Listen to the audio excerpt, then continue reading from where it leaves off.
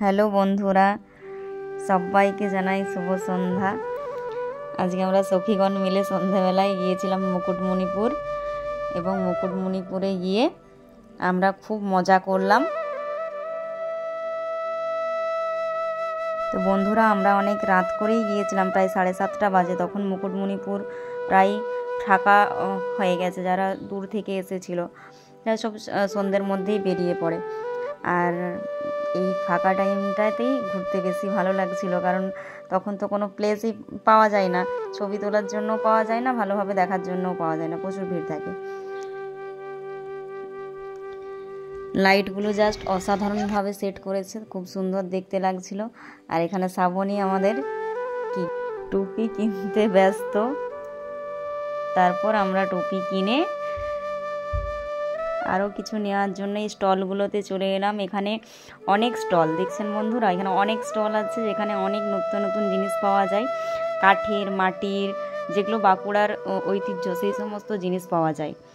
তো সব জিনিসই প্রায় ইউনিক, মানে দেখতে খুব ভালো। আর সেখান থেকে আমরাও কিছু কিছু প্রয়োজনীয় জিনিস আমরা কিনেছি। আমাদের একটা খুন্তির প্রয়োজন ছিল, তো আমরা সেখান থেকে কাঠের খুন্তি নেওয়ার জন্য দেখছিলাম কোনটা ভালো কোনটা খারাপ। যাই হোক, নিজের টাকায় কিনবো, একটু ভালো দেখেই নিই।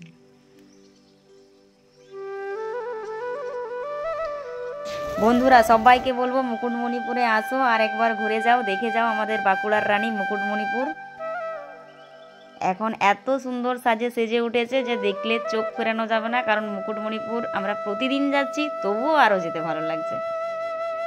বন্ধুরা, এখানে অনেক বুটিকও আছে, আর যেখানে অনেক সুন্দর সুন্দর শাড়ি পাওয়া যায়, কুর্তি, পাঞ্জাবি।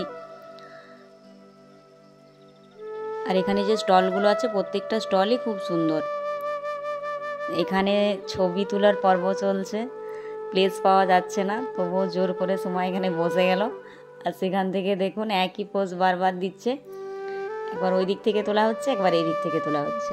তো বন্ধুরা, এবার আমরা মুকুটমণিপুর থেকে বেরিয়ে পড়ছি। এখন বাজে প্রায় 8:30, প্রায় একদম ফাঁকা, স্থানীয় মানুষ ছাড়া আর কেউ নেই।